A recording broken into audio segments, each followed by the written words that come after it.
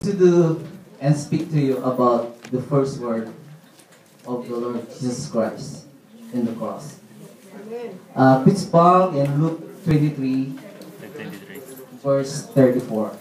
And it says, Father, forgive them, for they do not know what they're doing.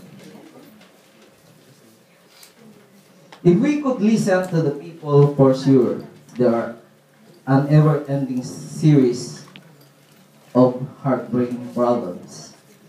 Divorce, broken homes, broken marriage, broken promises, children estranged from their parents, parents estranged from their children, longtime friends who don't speak to each other anymore, people who lost their jobs because someone cheated them, people who lost their fortunes because someone did them wrong, families that don't speak at each other because they hate one another.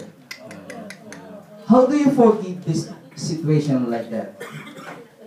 How do you forgive when, by definition, what was happened to you is unforgivable?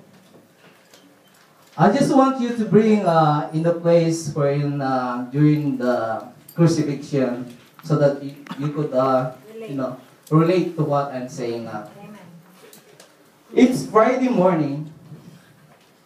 They call it killing time.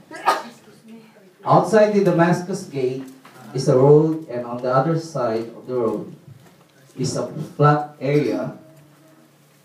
The spot where the prophet Jeremiah was buried. Up above the rocky upcoming death, it is studied at a certain angle, and it looks like a skull. You can see the eroded on the limestone two sockets of the eyes, a place for the nose, and maybe a place for the mouth. Skull Hill, they call it. It was a place where the Romans did their killings. And Friday was the day, and 9 o'clock was the time. The soldiers were ready to do their dirty work. They weren't from Palestine. They weren't from Israel. They weren't followers of the law. They were simply soldiers who had to do their job. And it happened to be that they were on the death squad. They were in charge of crucifixions. On this particular Friday morning, their workload was a little bit light. Only 3 this week, they said. They didn't know who the names. They never did, and it didn't matter. They were just the executioners.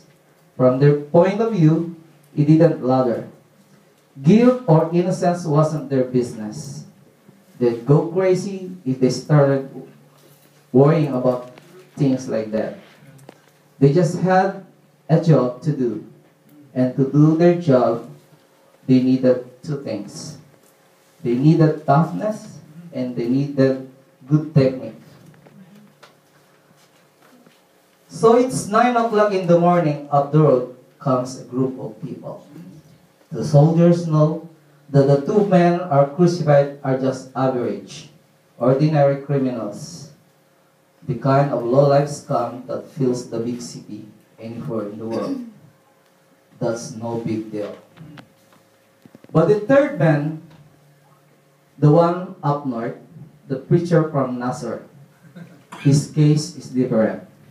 They don't really know who he is, and they know it's important because they sense the buzz in the crowd. There are more people than usual. By the way, by that one of the fringe benefits, if you want to call it that, for being the crucifixion squad. You never work alone. There's something morbidly fascinating about watching someone else die.